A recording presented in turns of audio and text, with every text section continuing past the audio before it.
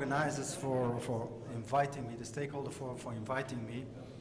It's a pleasure for me to come back to EME because indeed I was during 2 years the interim director on behalf of the Commission of IMI. So before going into what will be next, what's coming next, I would like to give a short reminder of why the Commission and why FPI and the pharmaceutical industry has embarked on IMI. We see, and it was demonstrated in different slides today, that there is a decline in industrial productivity, research and development productivity. And this is due to the fact that there are a lot of research bottlenecks in the drug development process. This is one of the reasons also why there is a loss of European competitiveness in this sector. And where we are good at in Europe is putting stakeholders together based on the experience of the framework program. It's true that the framework program normally makes consortia of academia, of academic partners together with SMEs, and that the industry is not so involved in our framework programs. And for us here it was also a challenge to combine industry partners with academic partners. Europe has also the potential and the capacity of innovation based on the fact that we have entrepreneurial universities, we have a lot of SMEs, tissues, and all this tissue of facts made that we had a common initiative from the Commission, from the Union, from the Member States, and from the pharma industry to grow together into IMI and to organize the IMI. The basic idea was to get faster and better drugs for the patient. Now, this in a nutshell gives you the objectives of IMI with the three pillars where we want new pre-competitive tools, research tools to be discovered.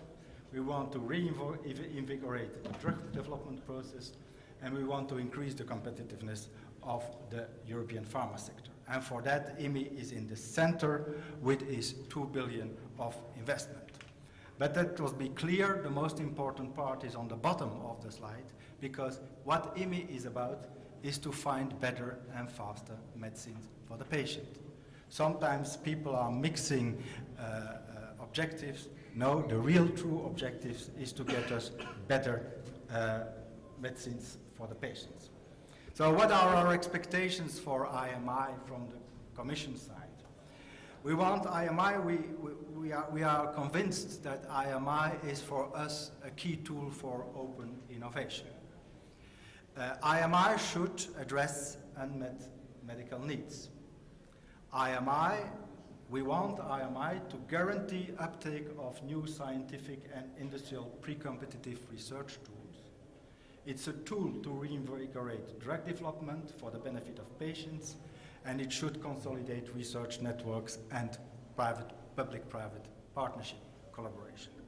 Now, has IMI delivered on that? I think we can. On open innovation, we see that we are on the track, and the projects you've seen today and what is in the pipeline show us that we will get there.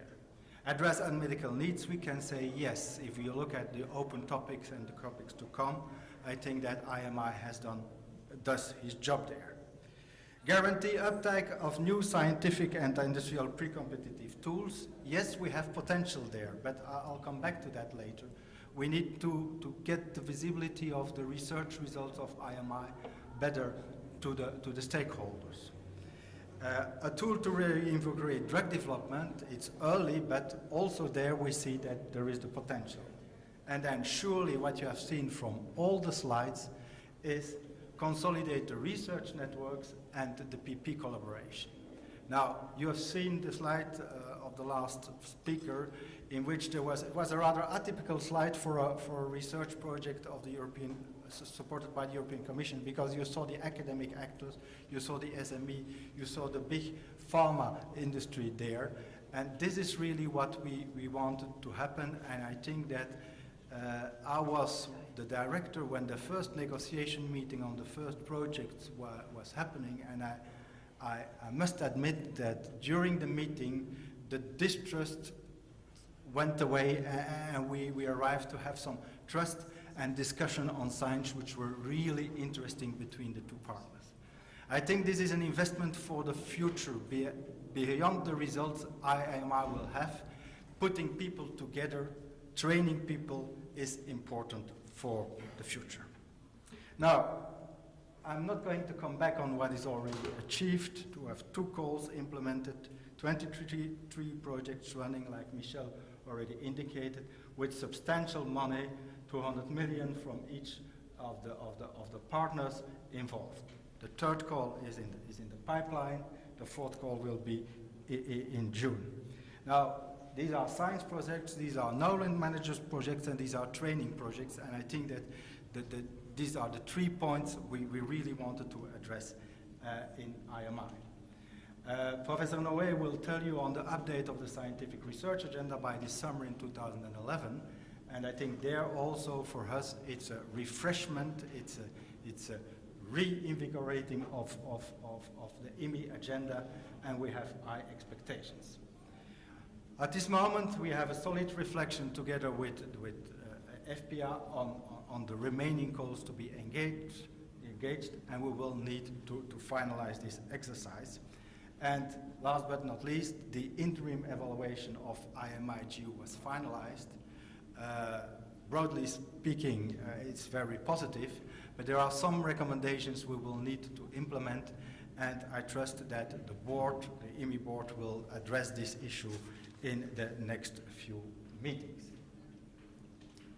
I'm not going to go in detail in a project. There were enough projects which were presented, but for us this is the sort of typical IMI project where you really address bottlenecks because you have lack of models, you have lack of tools, then you put data together, and then you arrive at the single largest database of clinical trial data in one disease, with a consortium which is formed by academia, SMEs, industry, and even regulators. This is, for me, sort of a typical IMI project, and this can only be successful if everyone works together.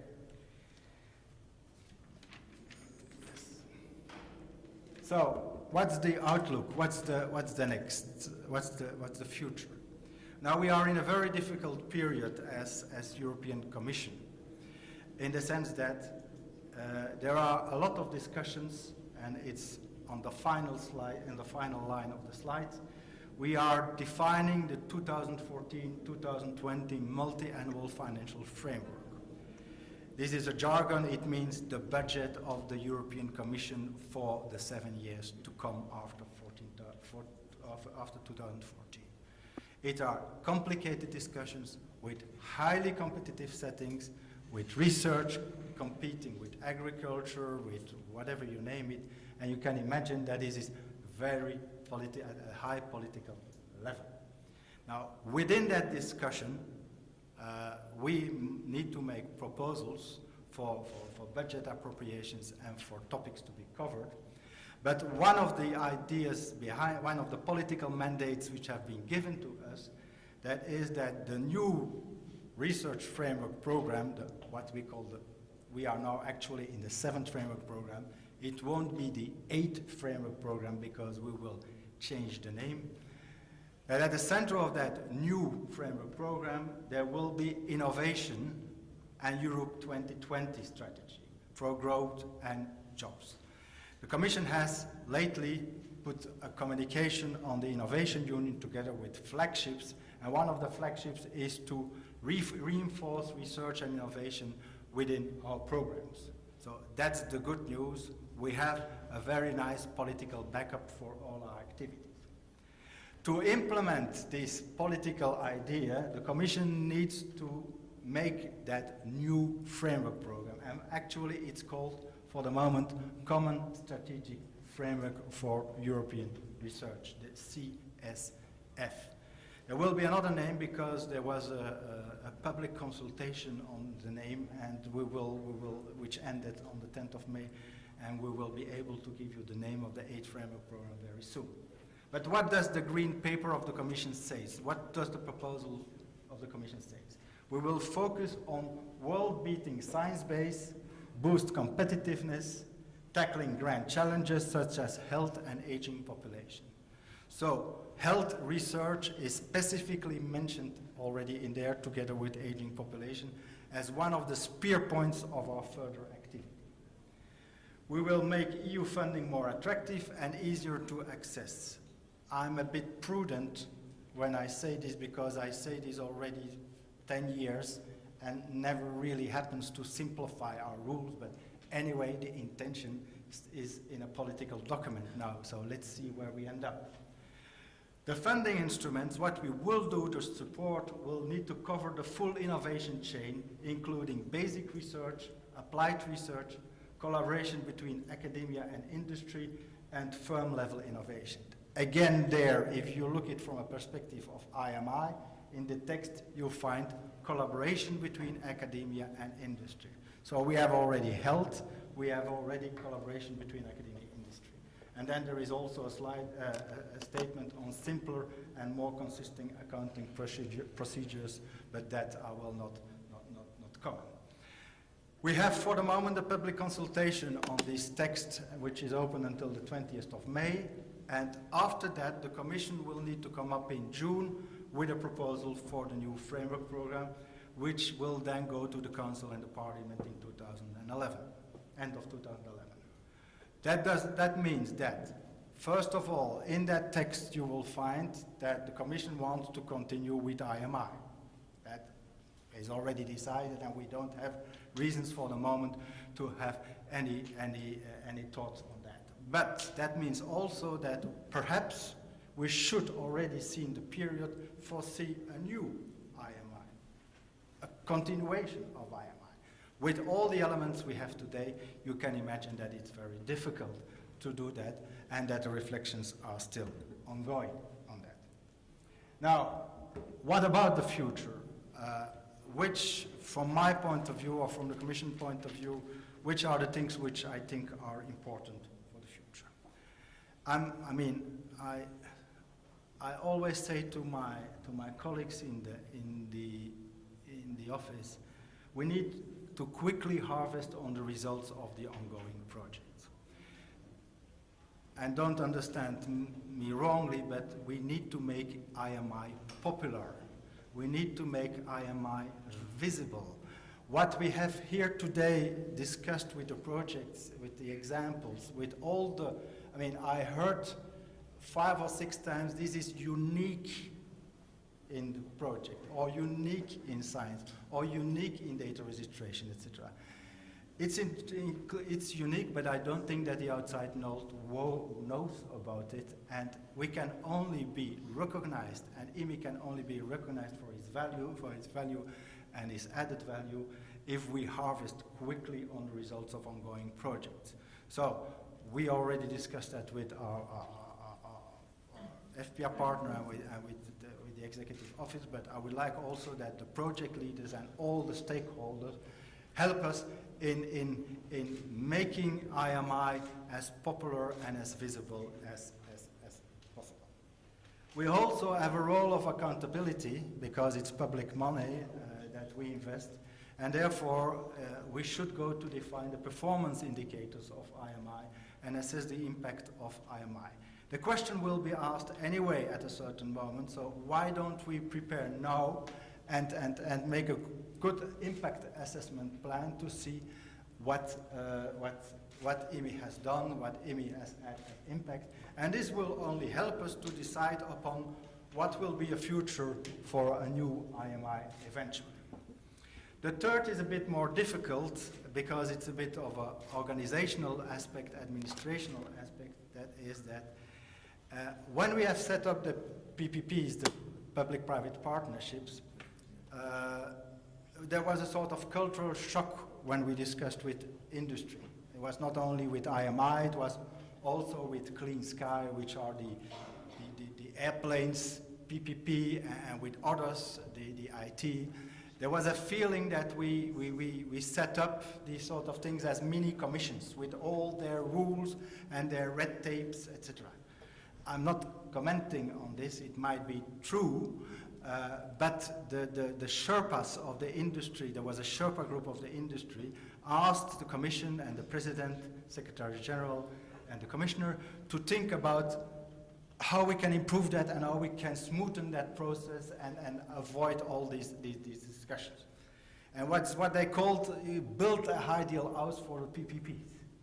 So we are now trying to discover what could be an ideal house for the PPPs, under which roof such a PPPs with the minimal red tape, with the minimal control, with how the governance could be organized or reorganized, how the implementation should foreseen. And the conclusions of this thing will obviously be mirrored to how IMI is known. So for the future, it might be that we need discussions with the Executive Office and with our other founding partner, FPA, to see how it can fit. But these are organizational and structural details, and the science base of IMI and the patient base of IMI is obviously, IMI will obviously stay the same. And then the open questions to finalize my speech is, what about that famous IMI2? Do we have the elements for the moment already to say what we should discuss with the founding partner, pharmaceutical industry, and together on how to proceed? It will be in 3 or 4 or 5 years that this will materialize, but anyway, for the moment, we need to discuss the budget appropriations. We have some elements there. We will have the performance indicators of IMI.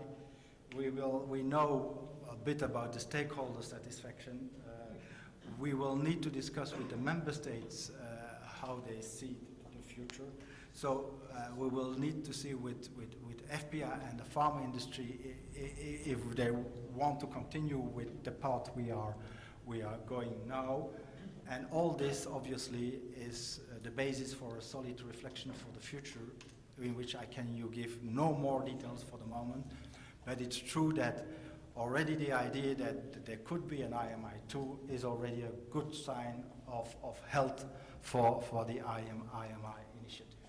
So, Michel, thank you for having invited me, and I'm happy to reply to questions if need be. Bravo. So thank you very much to you, Alain, and I take this opportunity to thank you for all the work you did to make IMI not so complicated, but you know, something which is currently working with this 23 project, and we know that you invest a lot on this, and it's nice that you see that you are still very much concerned about our future. I think that's a very good indication for us. Are there any questions from the floor? Yes? Thanks for this overview. It's Oscar de la Pascua from GlaxoSmithKline. One of the main challenges, I think, in those PPPs is how do we ensure that the results are taken up by society and by the partners?